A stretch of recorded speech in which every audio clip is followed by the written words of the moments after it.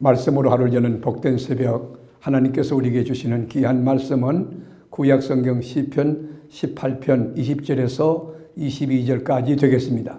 온라인에 동참하는 여러분도 다 함께 성경을 펴시고 같이 말씀 속으로 들어가 보실까요?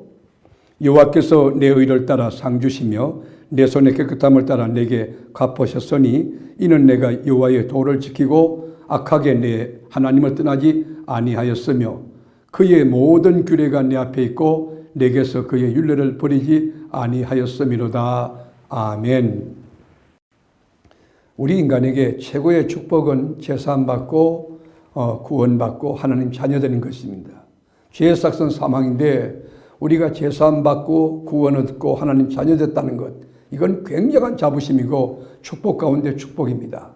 그런데 구원받은 자녀는 하나님의 자녀로 신분이 거듭났기 때문에 하나님 나라 법을 지키며 하나님 자녀로서의 의무를 행하면서 살아야 됩니다. 그것이 뭘까요? 율법입니다. 하나님의 말씀입니다.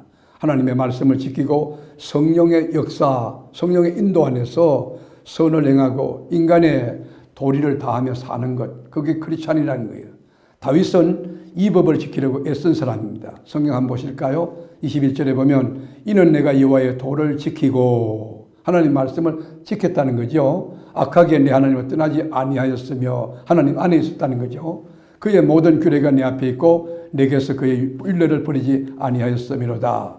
여러분, 우리가 이미 구원 얻은 사람이 하나님의 말씀, 그 의를 따라서 몸부림칠 때 성령님이 기뻐하고 하나님이 능력을 주고 또 신령한 은혜와 은사와 능력과 상급을 주는 거예요. 의를 따라 산다는 게 뭐예요? 하나님의 말씀을 지키고 하나님을 떠나지 않고 하나님의 뜻을 쫓아서 순종하며 사는 것, 하나님의 규례를 항상 지키며 사는 거 아닙니까? 21절에도 보면 이는 내가 여호와의 도를 지키고 악하게 내 하나님을 떠나지 아니하였으며 그의 모든 규례가 내 앞에 있고 내게서 그의 율례를 버리지 아니하였음이로다. 다윗이 이렇게 살았다는 거예요. 이렇게 살려고 노력했다는 것을 여러분 신앙 고백하고 있는 것입니다. 그럴 때 하나님이 갚아주셨어요. 어떻게? 28절에 보면 주께서 나의 등불을 켜시며, 여러분 하나님이 등불을 켜시면, 인생의 등불을 켜신다면, 가정의 등불을 켜신다면, 우리 교회의 등불을 켜신다면, 우리나라의 등불을 켜신다면, 소망의 등불, 감격의 등불, 승리의 등불을 켜신다면 얼마나 귀할까요? 여호와 내 하나님이 내 흑암을 밝히신다. 여러분 이 말을 세번역에서는 이렇게 나와 있어요. 아 주님, 진실로 주님은 내 등불을 밝히십니다. 주 나의 하나님은 나의 어둠을 밝히십니다. 이렇게 되어 있고, 쉬운 성경에는 여호와께서 내 등잔에 불을 붙여 주셨습니다.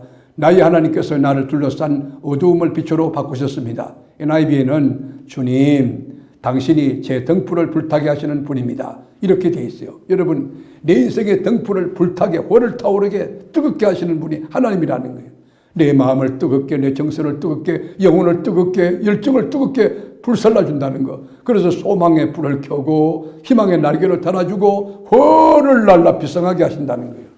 흑암이 뭐예요? 슬픔 아닙니까? 불행 아닙니까? 질병 아닙니까? 저주 아닙니까? 그러나 말씀을 따라서 살려고 할 때 나를 누르고 있는 이 흑암의 환경들이 물러간다는 거예요. 고통이 물러간대. 그래서 밝히시리다 하는 용어가 있는데 그건 미래 완료형이에요. 이 말이 무슨 뜻일까요? 계속 밝히신다는 거예요. 계속. 오늘도 밝히시고 내일도 밝히시고 그리고 남은 세계 전체가 빛으로 밝히신다는 거예요. 세상 끝날까지 하나님이 나와 함께하고 성립케 한다는 거예요. 29절에 보세요. 내가 주를 의뢰하고 적군을 향해 달리며 내 하나님을 의지하고 담을 뛰어넘나이다. 여러분, 하나님 의지하면 어떤 장벽도 뛰어넘고 담도 뛰어넘고 장애물도 뛰어넘을 수 있다는 것이에요. 힘들고 어려운 것을 극복하는 사람, 포기하지 않고 한계를 뛰어넘는 사람, 앞으로 끊임없이 전진하는 사람, 여러분 그 사람이 어떤 사람이에요? 믿음을 가진 사람이에요. 성령의 역사를 일으키는 말씀의 사람이에요. 그러나 우리 앞에 여러분 당하는 현실은 어떻습니까? 여전히 이기지 못한 적군들이, 여러분 산재에 있고 뛰어넘지 못한 장벽들이 얼마나 많습니까? 경제적인 문제도 있고 심리적인 문제도 있고 인간관계 문제도 있고 물질적인 문제도 있고, 그러나 전능하신 하나님을 의지할 때 암사성같이 높은 것도 뛰어넘을 수 있다는 거예요. 하나님은 이사야 선지를 통해 우리에게 이렇게 말해요. 무능한 자에게 힘을 더하시나니, 우리가 무능해도 하나님이 힘을 더하시나니, 손인이라도 피곤하며 곤비하며 장정이라도 넘어지며 쓰러지지만 여호와를 앙망하는 자는 새 힘을 얻으리니 독수리 날개치며 올라감 같을 것이라고 말씀했어요. 여러분, 이 하나님을 믿습니까? 이 말씀을 믿으십니까? 하나님의 도는 완전하고 여호와의 말씀은 순수하니 그는 자기에게 피하는 모든 자의 방패시로다. 30절에 여러분 분명히 나와요. 하나님의 도는 완전 퍼펙트하다는 거예요. 하나님 말씀은 순수하게 가감이 없어요. 하나님 말씀에 피하는 자는 모든 자에게 방패가 되신다고 했어요.